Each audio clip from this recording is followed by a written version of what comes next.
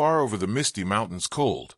The wind carried a song through the passes that morning, faint and thin, like a memory trying not to die. It was the kind of sound that makes travelers look over their shoulders, unsure if they heard a tune or a voice. Elias Thorne didn't believe in such nonsense. He was a historian, or so he told himself, a man of logic, reason, and surviving on stubbornness more than courage. His boots sank deep into the snow as he trudged up the frozen trail, eyes fixed on the pale glow of dawn crawling over the mountain ridge. The Misty Mountains rose like the bones of gods around him, jagged, cruel, and so high that clouds clung to them like frightened animals. Somewhere beneath all that rock, the old kingdoms slept, halls of stone, rivers of gold, and shadows that whispered in the dark. He wasn't here for the view. He was here for the Dwarven hymnal, a lost artifact rumored to contain the true verses of the mountain song, far over the Misty Mountains cold. Legend said those verses had been removed from the versions sung by wandering minstrels, too dark, too dangerous to remember. The last known copy was said to be buried in an abandoned dwarven outpost halfway up the eastern slope. No one had gone there in a century. No one had come back. Elias set up camp near a cliff face that afternoon, his tent half buried by the wind's cruel persistence. The fire he built hissed and sputtered, the flames swallowed by the thin mountain air. He rubbed his hands, shivering despite the layers of fur. He pulled out his journal, leather-bound, corners frosted, and began to write. Day 14. No sign of the outpost. The path north is fractured, avalanche scars the ridge. Found old iron rings driven into the stone, possibly a dwarven path marker. The wind carries strange echoes at night, almost harmonic. He paused, then added, heard a sound, like chanting. Could be ice shifting in the ravine below. He stopped there, staring at the ink as it froze on the page. Outside, the wind moaned again, not a scream, not quite a voice, but something shaped. It rose and fell in rhythm, almost like a lullaby sung from a mile away. Elias swallowed hard. Just the wind, he muttered. Only the wind. The fire flickered violently and died. Darkness swallowed the camp. By the second day, the path narrowed to a frozen ledge no wider than a man's shoulders. Elias pressed himself against the rock face, his breath fogging the air. He didn't dare look down. Snow fell in sheets, blinding, relentless. The world became white noise. Then he saw it, a shape half buried in the snow, black stone archways carved into the mountainside. The edges were cracked, runes eroded by centuries of wind. Above the door, faint words in an ancient script read, "To the sleepers of the deep, remember us kindly." He smiled faintly, relief breaking through fear. He'd found it. The Dwarven hymnal had to be inside. He forced open the heavy doors. The sound echoed endlessly into the dark, swallowed by a hollow, waiting silence. Inside, the air was warm. Not just less cold, actually warm. His breath no longer steamed. The torchlight flickered against walls covered in carvings, dwarves kneeling before a great mountain, their eyes gouged out. The floor was lined with what looked like frozen water, but when his boot struck it, the sound was soft. Not ice. Skin. He lifted the torch higher. The light revealed statues, or what he thought were statues. Dozens of dwarves, carved in exquisite detail, frozen mid-song. Their mouths were open, eyes wide, beard stiff. He touched one. The cheek gave slightly under pressure. The flesh was cold, but pliable. Not stone. He jerked his hand back. His pulse thundered in his ears. Behind him, something shifted in the dark. A single, low hum filled the chamber. At first, it was faint, a vibration deep within the stone. Then another joined it, and another, until the air itself seemed to tremble. The walls began to sing. Low, guttural notes rolled through the hall, a chant without words, harmonizing with the pulse of the earth. Elias backed away slowly, torch shaking in his hand. He couldn't see them, but he felt them, shapes moving in the dark corners, breathing in rhythm with the song. He stumbled toward the exit, but the doors were gone. The archway was sealed by solid rock. The humming deepened, shifting into a slow, terrible melody. A melody he recognized. Far over the Misty Mountains cold. Elias froze. It wasn't possible. He'd heard that song since childhood. But this version, this was older, heavier. Wrong. The voices sang not of gold or adventure, but of hunger, of something sleeping beneath the roots of stone. He turned and ran deeper into the tunnels. The humming followed, and beneath it, footsteps, not echoing behind him. From below, when Elias finally stopped, gasping for air, he found himself in a wide cavern. At its center stood a massive stone slab, an altar surrounded by piles of broken tools and skeletal remains. Something glowed faintly atop it. A book, bound in leather. The Dwaro hymnal. He approached slowly, hand trembling. The cover was warm to the touch. He opened it. The first page read, "Sing, and the sleepers shall wake." He heard movement behind him, a deep inhale, like lungs filling after centuries of silence. Then a voice, right at his ear. "Will you finish the song? Sing, and the sleepers shall wake." Elias dropped the book. The sound of it striking the stone echoed too long, as if the walls themselves were repeating it back, a whisper that refused to die. The torchlight flickered, casting jagged shadows that seemed to breathe. He turned, heart hammering, the words repeating in his skull. "Will you finish the song?" No one was there. The echo came again, soft, childlike, but distant. He raised his torch toward the cavern walls. Only carvings stared back at him. Hundreds of dwarves etched in worship before a mountain whose peak disappeared into darkness. But now they looked different. The mouths of the figures had deepened. The eyes, once blank, now shimmered faintly, like something beneath the stone was looking back.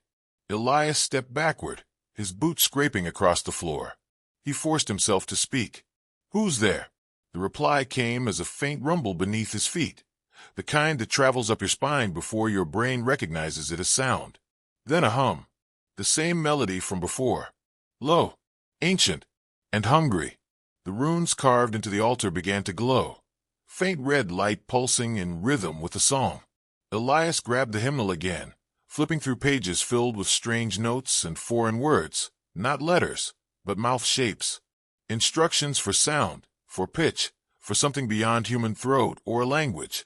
Every page bore the same seal, a mountain with an eye carved into its peak. He slammed it shut. "No, this is just superstition. A ritual." The dwarves were miners, not priests. But as he said it, the cavern sighed. The air thickened. His torch guttered low. He backed toward a tunnel mouth, one of many that branched from the central chamber.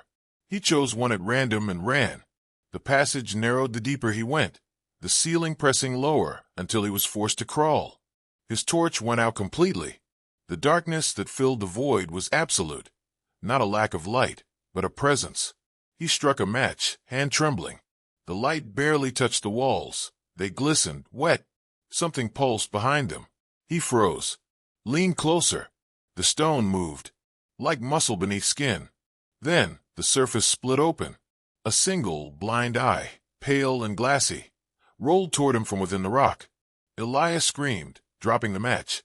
It fell into a small pool at his feet and hissed out. He crawled backward frantically, scraping his palms bloody. The walls pulsed again, faster now, matching the rhythm of his racing heart. A whisper rose all around him, echoing from inside the stone. "You open the song, mortal. The deep remembers your voice. Finish it." He scrambled to his feet and ran. The tunnel sloped downward, deeper and deeper, as if the mountain were inviting him in. He burst into another chamber. This one was smaller, circular, and filled with the statues. Dozens of them. Dwarves kneeling, hands clasped, mouths open mid him. But this time they weren't still. Their chests rose and fell. Slowly, in unison. Elias stood frozen. His torchlight trembled across their faces. Each eye was sealed shut, each beard frozen in place. Yet their mouths quivered slightly. The sound came again, that deep, terrible hum. It wasn't from the air. It was from them. He edged closer to one, a dwarf with a crown of rusted gold still on its brow. The flesh was gray and cracked. A faint mist leaked from its mouth with every exhale. He whispered, "Are you alive?" The dwarf's lips moved. "Sing." Elias stumbled back, heart slamming against his ribs. "No," he muttered, No, no, no. All around him, the statues began to shift. Their hands flexed. Heads turned ever so slightly toward him. Bones creaked like ice fracturing under weight. The sound of their breathing grew louder, dozens of them inhaling, exhaling, perfectly synchronized. Then, from somewhere unseen, came the sound of footsteps. Heavy, slow, coming closer. Elias backed toward a corner, raising the torch and shaking hands. A figure appeared in the darkness, massive, hunched, wrapped in a cloak of matted hair and chains. Its face was hidden behind a helm forged from blackened gold. In its hand, it carried a broken harp made of bone and wire. When it spoke, its voice carried the weight of centuries. The hymnal was not meant for your kind. Elias stammered. I was only studying it. I didn't mean. Meaning is wind. You sang, and now we wake. It stepped forward. The statues behind him began to join the song, not with melody, but with breathing. Each inhale a note, each exhale a wordless scream buried beneath harmony. Elias fell to his knees, clutching his ears. Make it stop. The cloak being lowered its harp. To silence us, you must finish what you began. And before Elias could react, it pressed a hand against his chest. Agony ripped through him. Sound became physical. His ribs vibrated like strings. His lungs burned with pressure, forcing him to exhale against his will. His throat stretched, convulsed, and then he sang. The first note that left him was not human. It was deep, resonant, older than words. The walls shook. The dwarf's eyes snapped open, glowing amber like fire trapped in stone. The figure smiled beneath its helm. Yes, it whispered. Now you belong to the choir. When the echoes finally faded, Elias collapsed. He awoke alone. The chamber was silent. The torch lay on the ground beside him, cold and burnt out. But the statues were gone. Every single one. He rose shakily to his feet. His throat ached. His skin vibrated faintly, like the aftermath of thunder. He stumbled toward the exit and froze. Carved into the wall in front of him, in fresh, wet script, were words written in dwarven runes. He didn't remember writing them, but he could read them now. Do not sing where the earth can hear you. In the mountain's heart, voices do not echo, they answer. Elias didn't remember leaving the chamber. He only knew that he was walking, somewhere deep beneath the surface, through endless, spiraling tunnels that all hummed faintly with the same low tone, the same note he'd sung. Every wall he passed pulsed faintly with his heartbeat, veins of dull red light, snaking through the rock, like blood beneath translucent skin. He pressed a hand to one wall. It throbbed back. He yanked his hand away, whispering, "No, no, I'm dreaming."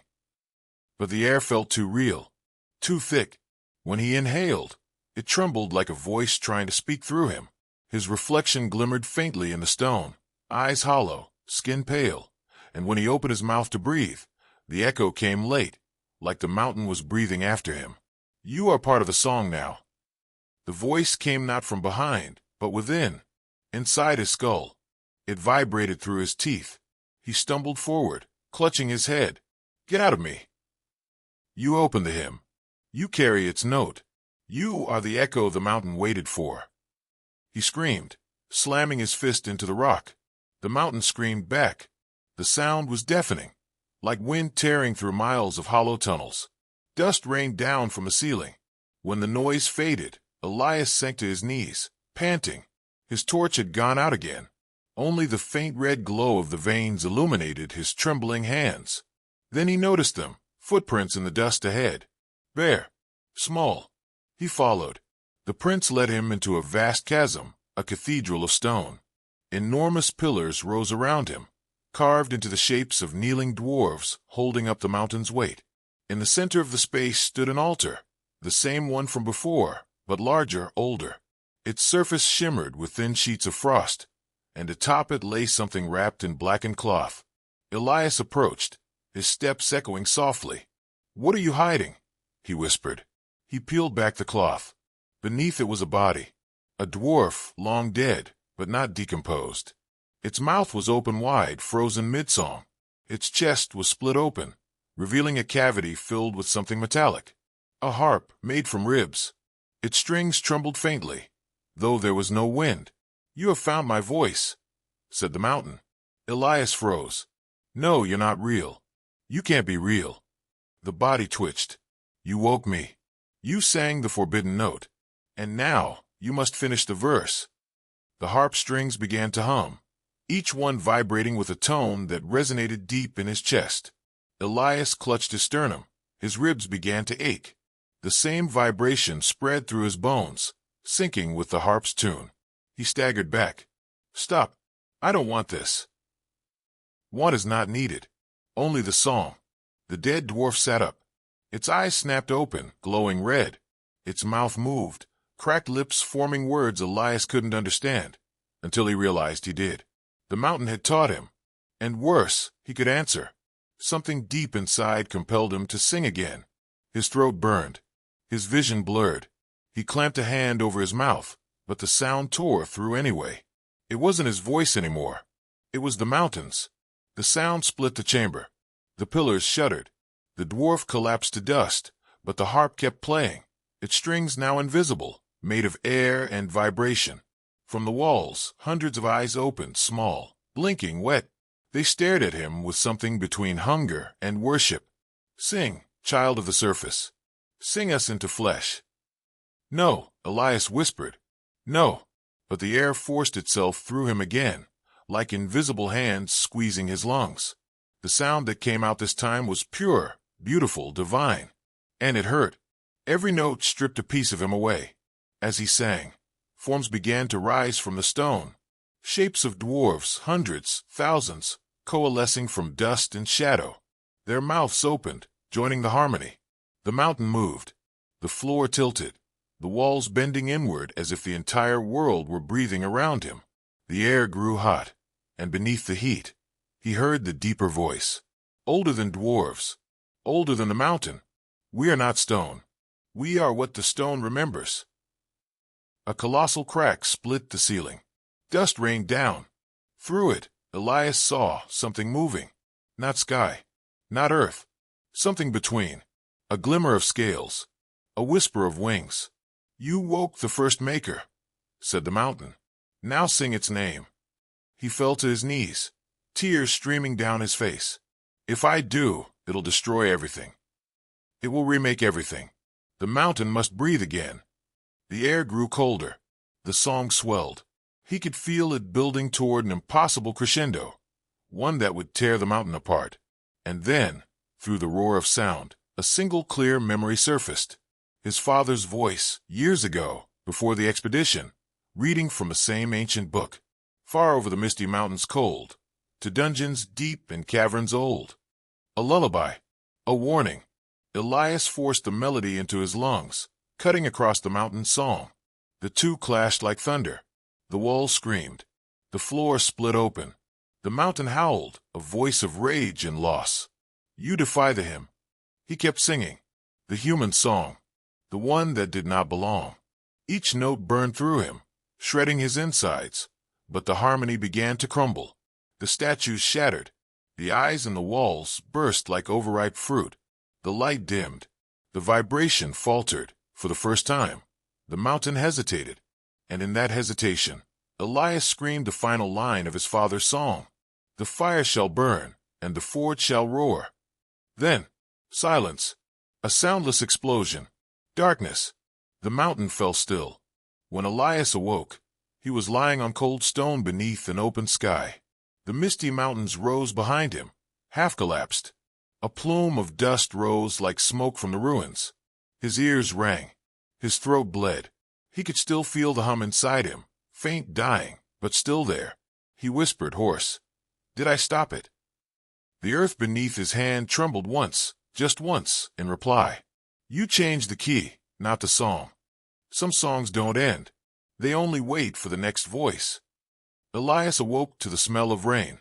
The dawn sky hung low, bruised and gray over the broken peaks of the Misty Mountains. The air shimmered faintly, as if the world itself was still trembling from what had happened beneath. He lay there for a long time, unable to move, staring up at the swirling mist where the mountain's crown used to be. The ancient spires were gone, replaced by a jagged wound smoking and hollow. His throat burned. When he tried to speak, no sound came. His voice, the instrument that had ended the hymn, was gone. He sat up slowly, feeling the stiffness in his bones. They pulsed faintly, like strings stretched too tight. Every breath made them hum. He looked around. His pack was gone. His tools, even his compass, had melted into slag. But the old leather journal lay a few feet away, perfectly untouched. He picked it up with shaking hands and turned to the last page. There was new writing there, written in his own hand. "The mountain remembers you." The song continues in silence. He slammed the book shut, heart racing. "No," he rasped, though it came out as a dry whisper. "I ended it." But as he spoke, he noticed something strange.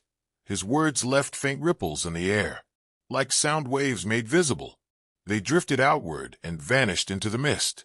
He froze. Somewhere far off, deep beneath the ground, something answered, faint, like a heartbeat echoing through the world. He stumbled down the slope, heading toward the valley. Every step sent soft vibrations through the earth.